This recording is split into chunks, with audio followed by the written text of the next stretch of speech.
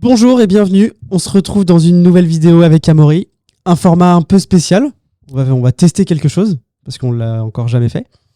L'idée c'est qu'on échange tous les deux sur un sujet bien particulier, et notamment, je crois qu'une des questions qu'on reçoit tous les deux le plus souvent, que ça soit sur Insta ou sur YouTube, c'est j'ai envie d'investir, j'ai 18 ans, j'ai 20 ans, j'ai 30 ans, par où je commence, qu'est-ce que je fais, qu'est-ce que je mets en place. Moi, le plus souvent, ce qu'on me demande, c'est pourquoi t'es aussi musclé. Mais oui, c'est vrai que ça m'arrive. C'est vrai. Et du coup, on s'est Je suis dit... pas bon aujourd'hui pour les blagues, hein. Ça marche pas trop. Ouais, bah de semaine prochaine. Ouais, semaine T'inquiète, prochaine. semaine prochaine, ça ira. Et donc, on s'est dit, tiens, on va faire une vidéo où on va échanger et surtout, on va se donner notre plan d'action chacun. Qu'est-ce qu'on ferait si on avait aujourd'hui 18 ans ? Qu'est-ce qu'on mettrait en place ? Qu'est-ce qu'on utiliserait comme support ? Et comment on s'y prendrait avec les compétences qu'on a acquéries depuis toutes ces années, À qui? avec toutes les compétences qu'on a acquis depuis toutes ces années. C'est l'avantage de faire soi-même les montages. Et donc, on va vous donner notre recette. Alors, ce qu'on va vous dire, c'est pas un conseil en investissement. C'est notre vision, notre manière de voir les choses. Ouais, faut qu'on fasse des disclaimers là-dessus parce que Ouais. sinon on va se faire toquer un jour. Et elle est pas, on aura chacun notre méthode. Elle n'est pas parfaite. Elle correspond à notre vision, nos situations. Mais voilà, ça peut vous donner des pistes, ça peut vous inspirer. Donc c'est parti. Est-ce que ça t'intéresse ce petit Est-ce que j'ai le choix? Pas du tout. Tu veux que je commence? Eh bah ouais. Allez, aujourd'hui, t'es Amaury Tardier, tu as 18 ans, on vient Ok. de fêter ton anniversaire. Qu'est-ce que tu fais ? Alors, bon, déjà, je referai de l'immobilier. Ça, j'ai Ok. aucun regret là-dessus. Ce que je ferais différemment, Bah, différemment ou que tu referais de la même manière, mais qu'est-ce que tu ferais aujourd'hui avec les compétences que tu as ? alors, déjà, j'ai dit assez. Alors, je reprendrai le cursus classe préparatoire. Ok. J'ai aucun regret d'avoir fait une classe préparatoire. Donc les études, en termes d'études, tu fais pas partie de ceux qui militent pour dire faut pas faire d'études, ça sert à rien, Alors. aller travailler le plus tôt possible. En fait, il y a deux sujets. Il y a soit j'aurais fait le choix de faire un CAP pour me lancer rapidement, avoir un salaire et pouvoir m'endetter seul. Ok. Soit j'aurais fait le choix des études et a posteriori, je ferai le choix des études. Ouais. Je vais m'expliquer. J'aurais juste fait quelques points, il y aurait eu des choses que j'aurais fait différemment, mais globalement, j'aurais repris la même chose. Alors, classe préparatoire, pourquoi ? Parce que, bon, d'abord, c'est gratuit, sauf c'est les classes préparatoires privées, mais la plupart sont gratuites. Tu as un enseignement de très bonne qualité, en tout cas celui que j'ai suivi, j'avais des profs qui étaient passionnés et passionnants. Ok. J'ai appris énormément de choses, je partais très loin.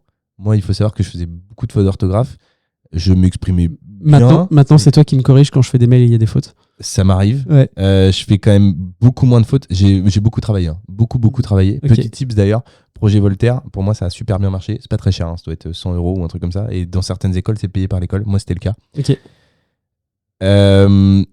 Une capacité de concentration et une compréhension individuelle énorme. Je sais, aujourd'hui, j'ai encore la flemme de le faire. Mais je sais que si je veux devenir intellectuellement, si j'ai envie d'être au top intellectuellement, il faut que je me mette à lire massivement. Ok. Je sais qu'au moment, parce que il y avait un rythme de lecture qui était extrêmement important, et je sais que ma culture générale n'est jamais aussi importante et mon éloquence n'est jamais aussi bonne que quand je lis beaucoup, ce qui n'est pas le cas actuellement. Mais Ok. je sais ce qu'il faut que je fasse pour être au top. Donc, tu te connais Je bien. me connais beaucoup mieux grâce à ça. Ok. Progression importante en termes de langue, anglais et espagnol. Insuffisante puisque je suis encore en train de prendre des cours particuliers pour valider le TOEIC, mais très importante. Je partais très très loin. Ok. Confiance en soi. Moi, j'ai fait un bac STMG.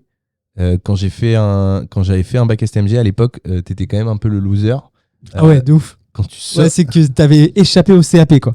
ouais, c'était un peu le. Ouais, c'est vrai. En fait, tu te faisais cracher dessus par les mecs en général et t'étais avec eux. Enfin, les mecs et les filles, quand je dis en général, c'est la filière. Et aujourd'hui, tu les emploies. Et aujourd'hui, mec, j'ai un pote, Anthony, qui nous écoute en plus, qui vient d'avoir un poste, qui a fait Audencia avec moi, qui vient d'avoir un poste de responsable régional chez Aldi, dans la partie commerciale. Il a 25 ans, il gère 30 Aldi. Je crois que c'est 300 millions de chiffre d'affaires qu'il m'a dit. Ok. Et il a fait SNMG. Donc, j'adore. Parcours et il a un salaire plus que confortable pour un salarié. C'est vraiment tous les échanges qu'on a avec lui. On s'entend assez bien. Et en fait, dans certains cas, être salarié, ça peut être un choix qui correspond bien quand on est heureux. Ça peut vraiment être un choix intéressant. Et un cursus. Et surtout, ce qui est important de dire, c'est qu'un cursus qui peut sur le papier paraître un peu plus professionnel, un peu moins prestigieux que du L ou je sais plus comment ça s'appelle maintenant, je connais rien, mais il y a plus voilà. L, SES, il y a plus. Mais en fait vaut mieux des fois faire un très bon CAP et être le meilleur des boulangers et monter sa boulangerie et en faire une franchise plutôt que de rester en littéraire et puis ne pas s'éclater dans son métier, quoi. Donc en fait, il y a pas de, c'est important que tu le dises, c'est-à-dire qu'il n'y a pas de sous-filière. Mais surtout que en fait alors la phrase est tellement bateau, mais ça dépend ce que t'en fais. Bien sûr. Et je veux pas me mettre sur un piédestal, mais regardez là l'histoire d'Anthony, regardez mon histoire et d'autres. Donc en fait, c'est pas parce que tu fais un choix. Alexandre, qu'on vient d'interviewer, bien sûr. Je sais pas quelle filière il a fait, mais il a fait un DUT puis ensuite un BPGEPS. Le mec, il a 26 ans. 19 salariés. 19 salariés. On est dans un profil extraordinaire. Exactement. D'une facilité sur un tas de sujets incroyables, déconcertantes. Donc, non, en effet, par contre, moi, la classe préparatoire, ça m'a fait quand même du bien, je pense, personnellement, pour me rassurer aussi. Parce que du coup, en effet, t'es beaucoup moussé, là où je l'avais été beaucoup moins en STMG. Et donc, du coup, d'un point de vue égo, confiance en soi, ça m'a fait beaucoup de bien. J'ai été entouré, encore une fois, par des professeurs d'un très bon niveau. J'ai vraiment appris à travailler, véritablement. Pour me focusser sur structurer ta pensée, etc. Beaucoup de structuration, beaucoup d'apprentissage, et ça ne m'a pas empêché de faire de l'immobilier à côté. Alors, avec beaucoup moins d'intensité que ce que j'aurais pu faire, parce que vraiment je travaillais beaucoup à ce moment-là pour les cours, mais en même temps je partais de très loin, encore une fois, et je pense que ça aujourd'hui, ces 2 années passées, elles sont, je veux dire, aujourd'hui ça n'a pas de prix de faire un mail et de pas faire 2 fautes d'orthographe et de pas passer 107 ans à me relire, même si tu as beaucoup de choses avec l'intelligence artificielle, etc., où tu fais plus de fautes, mais même à l'oral. Tu vois, vu que tu l'as retiré au montage, je vais le dire. Et ça sera aussi coupé. Mais tout à l'heure, mais c'est pas lié avec l'école, mais moi je sais que c'est lié à ça, de mon côté en tout cas. Tu as dit acquéri, je crois, je sais plus, et c'est acquis. Et ben ça change tout. Et j'ai fait un call pas plus tard que tout à l'heure avec Alexandre qui travaille chez nous. C'est le retour qu'il m'a dit. Il m'a dit putain, la masterclass, le call qu'on a fait, l'éloquence, les mots, le vocabulaire utilisé, le comportement, et bien en fait ça change tout. Et ça change. C'est reculer pour mieux sauter, pour moi, cette partie classe préparatoire. Et c'est un muscle. Cette partie éloquence, savoir s'exprimer, c'est un muscle. Parce que... Et aujourd'hui, alors peut-être que je me trompe, mais déjà tu m'as proposé, je pense en partie qu'on le fasse ensemble parce que je pense que je m'exprime assez bien à l'oral, au-delà du fait que tu m'aimes bien, et donc du coup ça nous permet de bosser ensemble aujourd'hui et on prend quand même du plaisir, puis on rigole bien, et puis on rencontre des personnes intéressantes, si je puis me permettre, quasiment à chaque fois c'est toujours plus intéressant, chaque personne est encore, elles ont toutes des sujets à apporter, et quel plaisir on prend à le faire, et en plus ça nous apporte, et là je vais passer, alors je sais pas si d'ici là ça sera sorti ou pas, mais ça nous permet d'avoir des opportunités assez énormes, puisque grâce aux vidéos qu'on fait, en tout cas celle où tu m'avais interviewé, ça permet aujourd'hui, alors à ce moment-là, au moment où on sortira la vidéo, je sais pas si l'article sera sorti, mais un article de presse sur Le Parisien, et peut-être aussi de participer à des événements comme celui où Benjamin m'a donné la parole avec Tony Parker, tout un tas de sujets comme ça. Et c'est un apprentissage pour la vie. Et une fois qu'il est acquis, pour le coup, si tu te débrouilles assez bien, c'est pas le bout du monde de le maintenir. C'est plus facile de te maintenir que d'arriver à ce niveau-là. Ouais, c'est vrai. Je trouve. Et qui plus est, et ça c'est pour le petit tips, mon retour d'expérience, c'est souvent les parents disent quand tu fais des études, c'est facile. Après, quand tu arrêtes, reprendre, c'est dur. Grave. J'ai repris là pour l'apprentissage du TOEIC, c'est l'enfer. C'est vraiment l'enfer. Parce que tu vois d'autres choses, tu as d'autres libertés, en particulier quand tu es entrepreneur. Là, je fais 2 heures tous les jours de TOEIC. Franchement, c'est hyper dur de s'y mettre, ouais, ça m'étonne pas. Parce que je prends pas de plaisir et je le fais vraiment pour obtenir le diplôme. Et il y a d'autres choses, et tu as d'autres choses à faire qui t'intéressent. Exactement. Donc c'est hyper difficile. Ouais. Donc voilà. Qu'est-ce que je ferais peut-être de différemment ? Je sais pas si je ferais Audencia de la même manière, parce que pour moi, ça m'a permis d'ouvrir les yeux sur beaucoup de sujets. J'aurais peut-être fait l'IAE, parce que l'IAE, c'est gratuit. là où Audencia, c'est quand même 15 000 € l'année. Je suis pas certain que le réseau en sortie d'école, il soit surtout pour le cursus sur lequel on se dirige. Je sais pas si ça change tant que ça. Tu vois, on y a bien coté. À t'écouter, j'ai l'impression que ça t'a appris sur la vie, Audencia, sur les différences sociales. Complètement. Tu vois, des discussions, à chaque fois que tu me parles d'Audencia, tu me parles t'as été au contact de certaines personnes et t'en as plus appris sur ça. Plus que sur vraiment la partie école. Ah, mais complètement. Et la partie réseau, j'ai pas l'impression que ça t'ait apporté. Alors, je sens, et c'est pour ça que j'ai aussi un discours qui change, pour le coup, grâce à Théo Lyon, qui a fait HEC, et qui disait, en fait, l'école, c'est potentiellement votre meilleur investissement. Il allait un peu à contre-courant de tout le monde, et du coup, j'ai essayé de bien comprendre, et j'ai bien compris ce qu'il disait, et je me rends compte un petit peu là, de plus en plus, c'est qu'en fait, ce réseau Audencia, la plupart sont salariés avec des bons postes ou potentiellement entrepreneurs. Et donc, en fait, ça te permet d'avoir des contacts. Là, typiquement, Anthony, avec qui on travaille sur un projet. Et bien d'autres. C'est un espèce de club, en fait. En fait, les gens te font... C'est estampillé. T'es estampillé Audencia. C'est ça. Ok. C'est ça. Et comme si on avait une passion commune, presque. Tu vois ce que je veux dire ? Moi, j'ai aussi sur mon profil LinkedIn, j'ai Audencia parce que j'ai fait Sciencescom, qui est affilié à Audencia. Et effectivement, je vois que j'ai plein de gens d'Audencia qui me demandent. Parce qu'il y a ce côté estampillé, effectivement. Donc si tu veux dans ce sens-là, mais je suis pas certain que le fait d'avoir fait Audencia, il y a un vrai gap avec un IAE. Et pourquoi l'IAE ? Parce que l'IAE, je suppose, en tout cas de ce que j'ai vu, ne m'aurait d'abord pas obligé à faire de l'alternance, parce que j'ai fait de l'alternance pour payer l'école, parce que c'était un coût assez important. Et donc du coup, j'aurais probablement alloué plus de temps au business, parce que les cours, à ce moment-là, je les suivais plus à Audencia. Je suis pas certain qu'à l'IAE, je les aurais suivis tellement plus. Et donc du coup j'aurais pu continuer. Je trouve que les études, elles ont quand même un côté hyper rassurant, et peut-être c'est un peu mon erreur du coup, et je changerai peut-être d'avis parce que voilà, mon avis évolue constamment, mais c'est rassurant dans le sens où si jamais t'y arrives pas dans le business, tu te rassures en te disant bah ça va, je suis en études, c'est juste un plus. C'est comme si t'avais un side business c'est un side business et que ton business principal c'était l'école. Bien sûr. Du coup je vois quand même un gap, tu vois, par exemple avec Alexandre. Alexandre, il a commencé un peu plus tôt et du coup, il a un retour business peut-être un petit peu plus important que le mien parce qu'il a commencé plus tôt. Ça se corrigera peut-être un peu avec le temps, j'en sais rien. Puis il a un retour opérationnel, c'est-à-dire qu'il est en contact avec des clients. Beaucoup plus que tu ne peux l'être. Complètement. Je pense. Complètement. Donc voilà, de toute façon, il n'y a pas de parcours parfait. Hein. Ah bah non. Mais si je devais le refaire, au vu de ce que je vois des personnes d'Audencia qui me contactent, etc., le réseau que ça m'apporte pour avoir des personnes avec qui travailler plus tard, et la crédibilité. Si c'est juste pour me mettre sur LinkedIn, tu peux le mettre quoi qu'il arrive. Hein. la crédibilité que ça t'apporte aussi, qui est quand même, je dois l'admettre, hein, assez plaisante vis-à-vis des personnes. Quand tu habites à Nantes, parce que je suppose que tu habites à Lyon, les gens connaissent beaucoup moins. Mais quand tu habites à Nantes et que tu dis t'as fait Audencia, ah ouais, ok. C'est ce qui m'a permis probablement d'avoir certains associés à un moment donné. Bien sûr. Tu vois, c'est cette étiquette-là qui était rassurante. Ouais. Donc, ok. Donc je pense que j'aurais quand même fait le choix de faire un parcours scolaire, même s'il m'a pas été des plus agréables, je dois l'admettre. La fin a été douloureuse. Ouais, même dès que je suis arrivé à Audencia, je me suis jamais vraiment senti à l'aise. Okay. Je suis un mec, je pense, qui est peut-être trop franc pour certains milieux, qui a pas les codes sociaux et qui fait pas trop d'efforts pour les avoir. T'es un peu notre Elon Musk à nous, quoi. Bah, j'espère. Comme David, que vous connaissez, dit de toi, et c'est assez vrai, avec Amaury, il faut briser la glace à chaque fois qu'on le voit.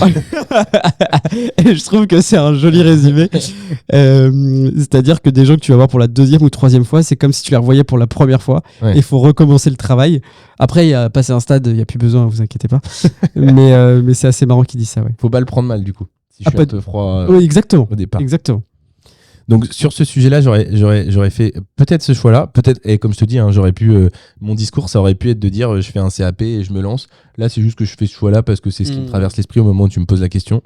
Et ensuite, d'un point de vue immobilier, j'aurais probablement fait les choses différemment. J'aurais déjà acheté beaucoup plus. Je trouve que j'ai pas du tout suffisamment acheté.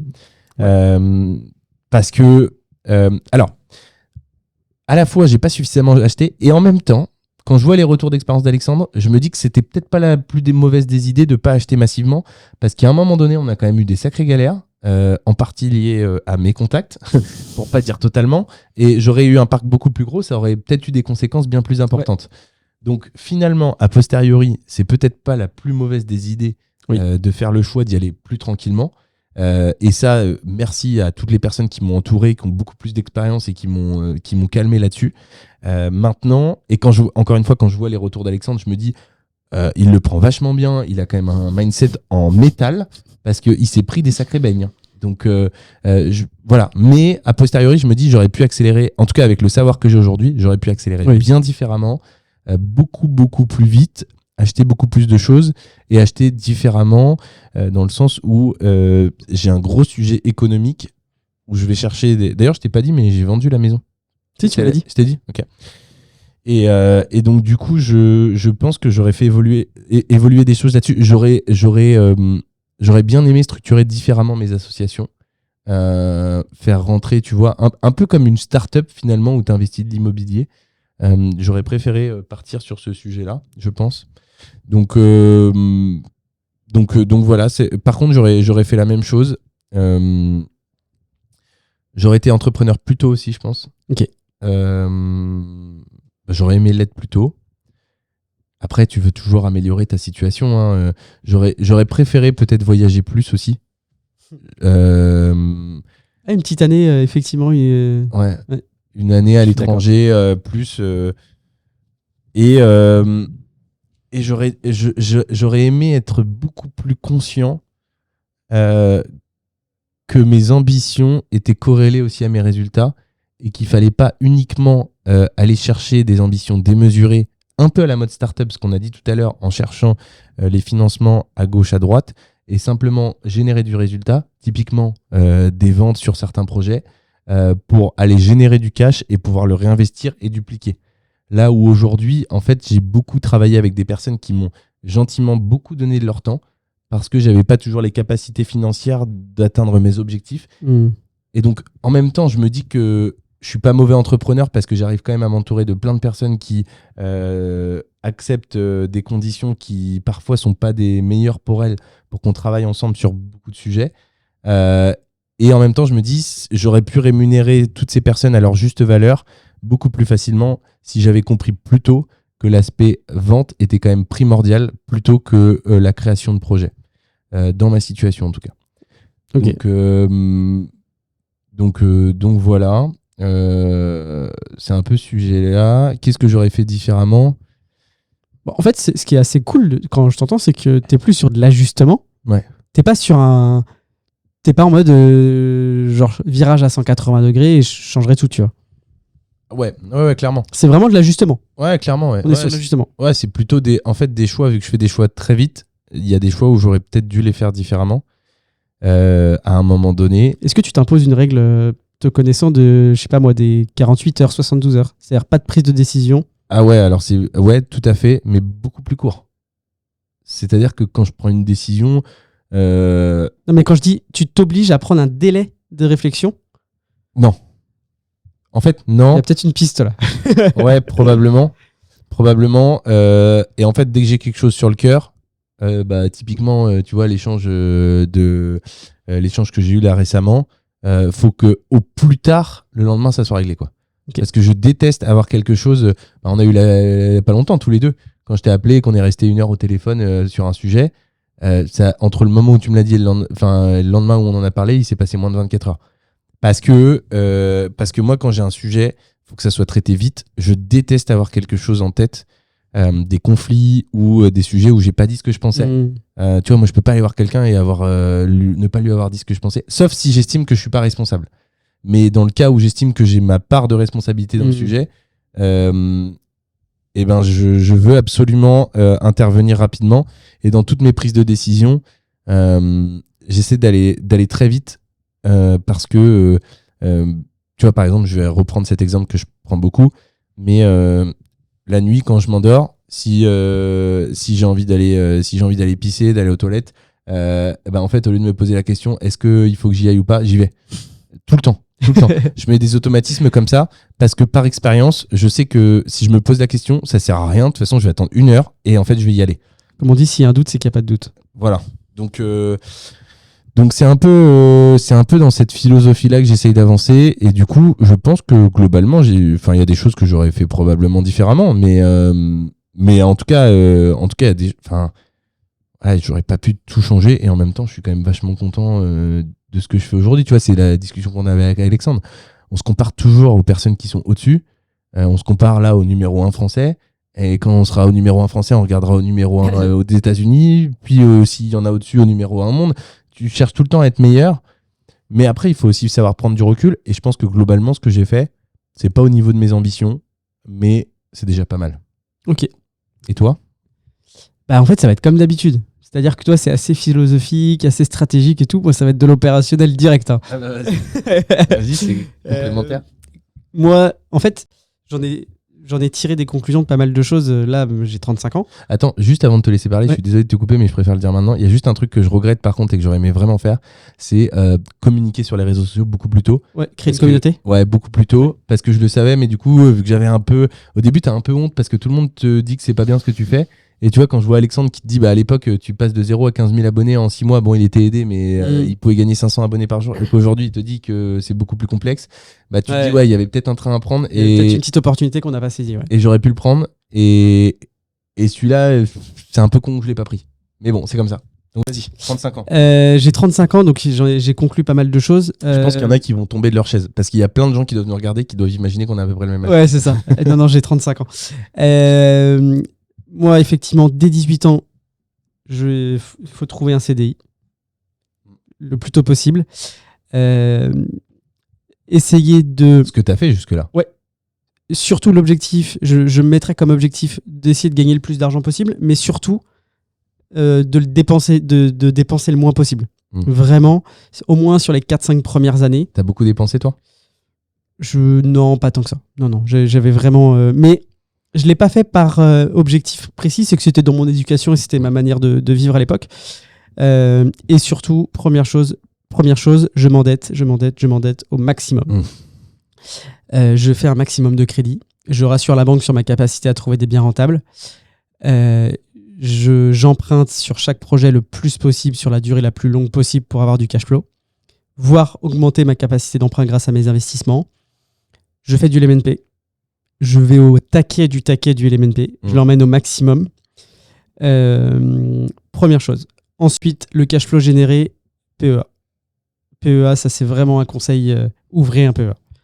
Ça, en fait, vous devez arrêter la vidéo là maintenant et l'ouvrir maintenant. Voilà, vraiment. On vous mettra un lien d'affiliation Boursorama.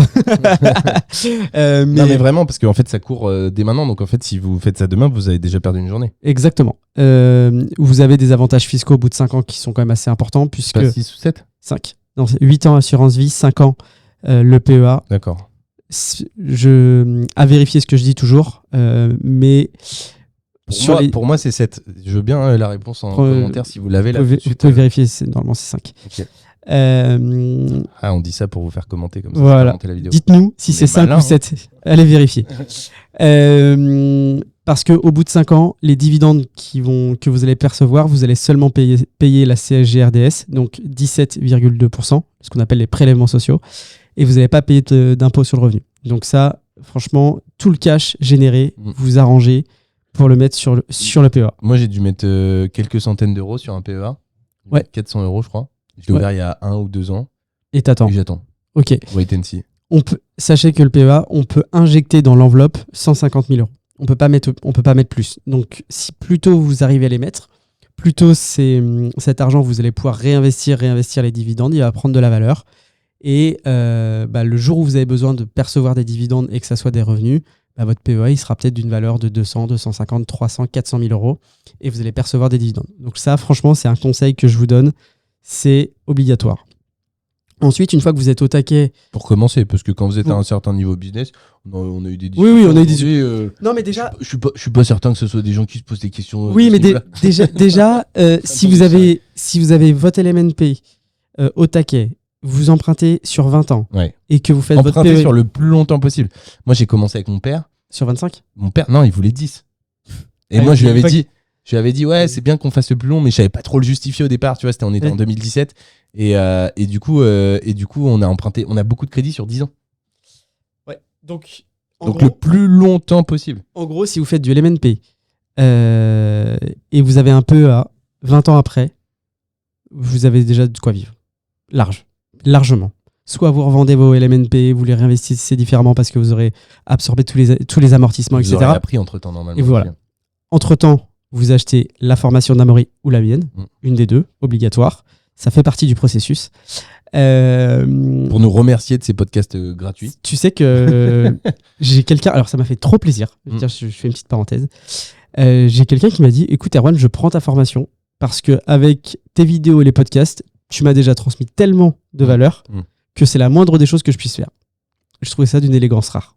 Je trouvais ça très, très classe. Très sympa. Donc, big up à cette personne. Ouais. Et pareil, quand le jour où j'ai lancé ma formation, il y a un pote, on s'appelait de temps en temps, il me demandait des conseils et tout.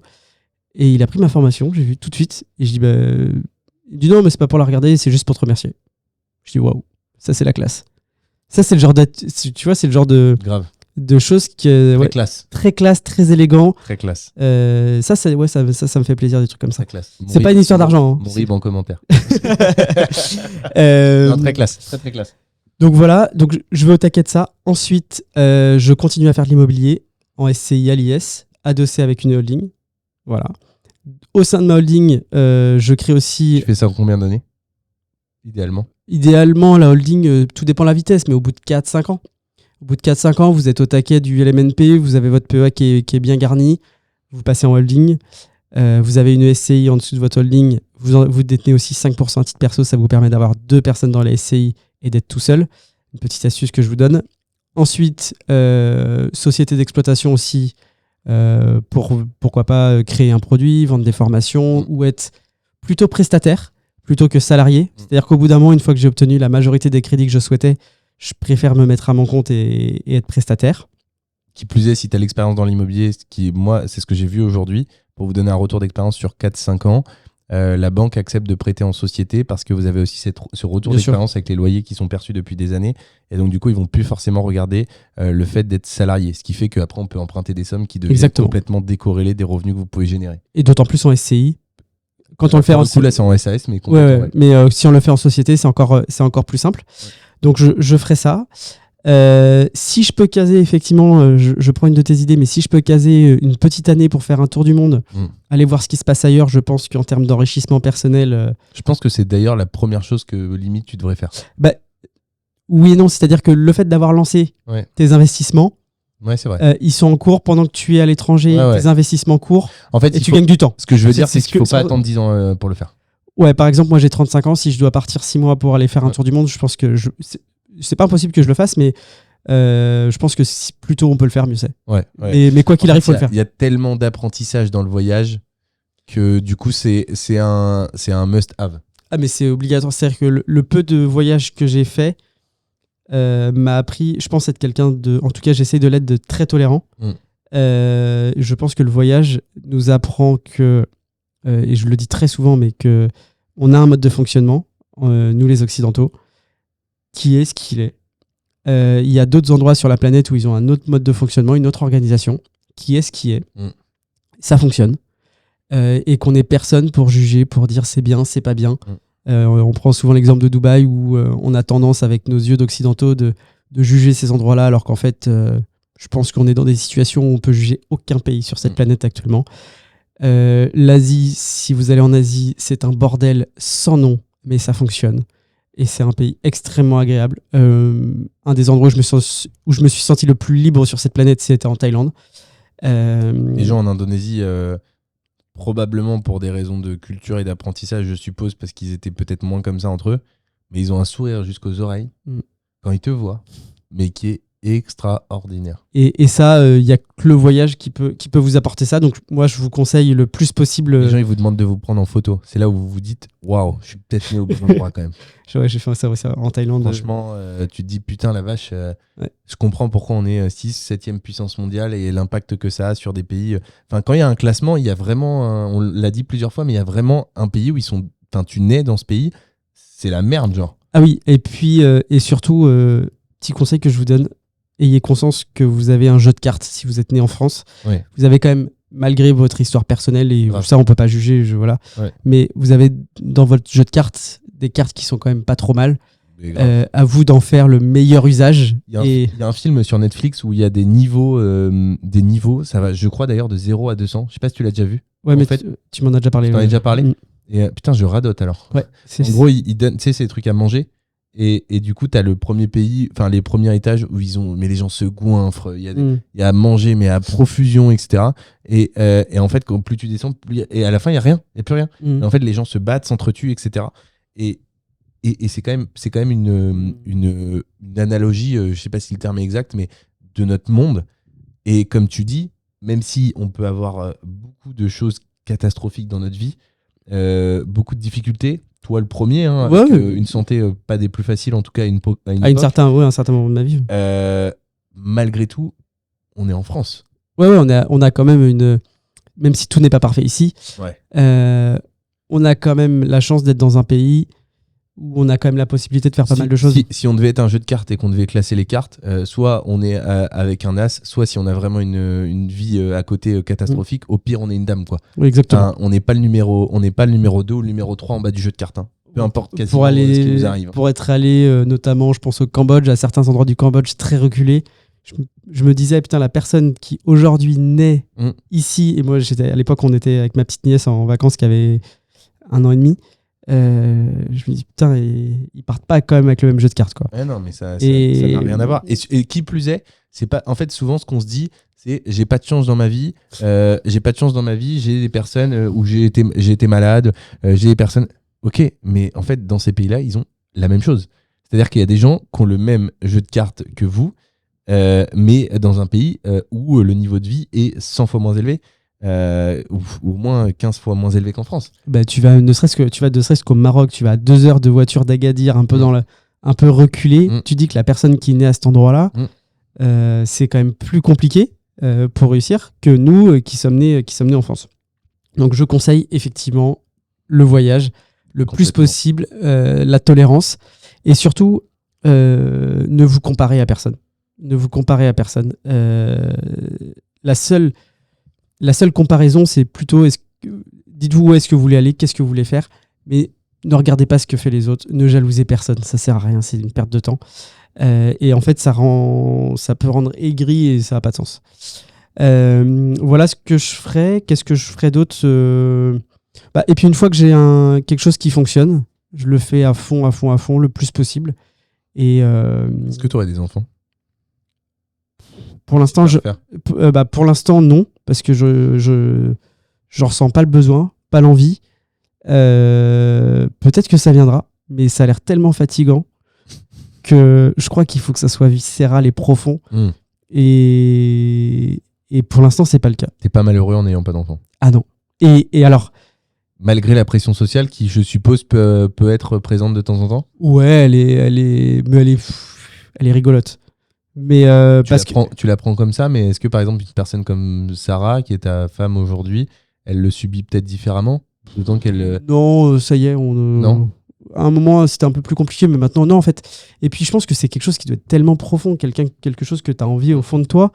Alors ça, pour le coup, je suis pas trop d'accord avec toi. Je pense qu'il y a beaucoup de personnes qui font des enfants aujourd'hui par sujet de pression sociale.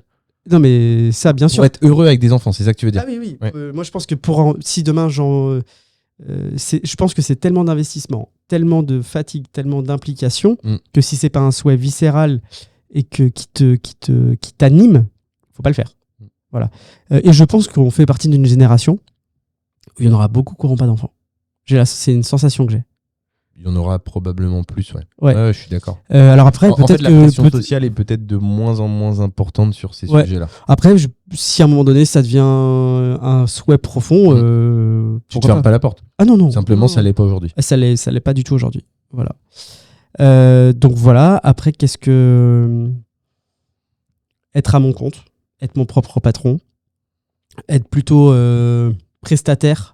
C'est-à-dire que si je dois travailler avec des entreprises... Patron ou pas patron, freelance. Ouais, freelance ou avoir une entreprise, ça c'est une certitude. Et puis surtout, faire exclusivement des choses qui m'amusent et qui m'animent. Et si je ne me sens pas bien dans un endroit, partir.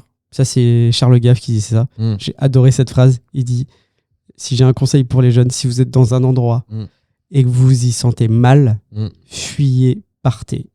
Voilà. La vie est trop courte pour rester dans un endroit dans lequel vous n'êtes pas bien. Ouais, complètement. Donc ça sera mon conseil. Merci. et du coup, je suppose que tu es heureux avec ce podcast quand même. De ouf. Tu kiffes De ouf. Et on vous remercie parce que vous êtes de plus en plus nombreux. Là, on sent un frémissement. On ne cache pas qu'on n'est pas mécontents. On sent un petit frémissement, ouais. On sent que vous commencez à... Donc, n'hésitez pas à c'est relou comme phrase, mais franchement, malgré tout, on y passe un peu de temps. On y passe du temps. On essaie de vous trouver des invités toujours plus intéressants. Ouais. Avec des profils différents. Là, c'est un profil plutôt différent qu'on a eu aujourd'hui. Ouais, complètement. Mais toujours hyper intéressant, plein de choses à dire, donc c'est top. Et donc en fait, n'hésitez pas à partager. En vrai, c'est vrai que ça vous coûte rien, mais maintenant, on va aussi dire ça. C'est vrai que les 5 étoiles sur le podcast, ça aide. Ouais. Si vous pouvez le relayer potentiellement à des personnes, si ça peut les aider. Donc, on va vous demander 3 choses. S'abonner sur YouTube.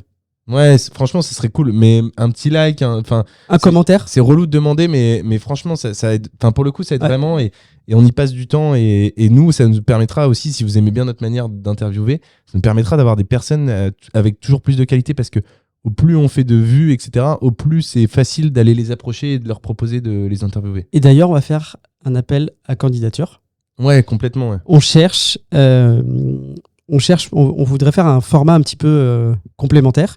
On cherche quelqu'un qui souhaite investir en immobilier, qui n'est pas encore passé à l'action et qui viendrait nous voir sur le podcast, avec qui on pourrait échanger, essayer de comprendre un petit peu ses inquiétudes, ses peurs, qu'est-ce qui fait qu'il n'est pas encore passé à l'action, et surtout de lui trouver et de lui proposer des solutions, pourquoi pas un plan d'action. Ouais, et de faire un peu un espèce de coaching en direct avec lui. Gratuit. Gratuit. Et voilà. Donc, ce que vous faites, c'est qu'en commentaire, vous nous mettez un petit mot et on vous répondra. Et on essaiera de trouver une solution. On sélectionnera quelqu'un pour faire ce coaching et profiter de... Parce qu'en fait, ce qu'on fait, on le fait tous les jours. Aussi bien de ton côté que moi du mien. On nous appelle tous les jours, soit des gens de notre formation, soit des amis, soit de la famille qui nous demandent conseil sur qu'est-ce que je dois faire, où est-ce que je dois acheter, comment je dois m'y prendre, clients, par où je commence, des clients. Donc voilà, donc profitez-en, ça sera avec grand plaisir, ça sera gratuit. Essayez de nous trouver une zone, aller autour de Nantes et 1 heure, 1 heure et demie. Donc allez sur la région La Baule, Vannes, Nantes. Rennes, Bretagne, Pays de la Loire, si on veut être large. Voilà. On viendra vous voir. La seule chose qu'on demande, c'est du café. Ouais. Voilà. Un sourire surtout. Un sourire, de la bonne humeur. Donc voilà. Donc un petit commentaire. Laissez vos candidatures et je prendrai contact avec vous pour qu'on puisse organiser ça. Si vous voulez faire la différence, vous pouvez nous envoyer un MP, une vidéo. À vous de voir. À vous de nous montrer toute votre motivation. En tout cas, aujourd'hui, on fait des vidéos qui arrivent autour des 1000 vues. Ouais. C'est ce qu'on est en train de constater. Des écoutes sur le podcast. Donc, vous êtes quand même quelques-uns, des petits malins à nous écouter.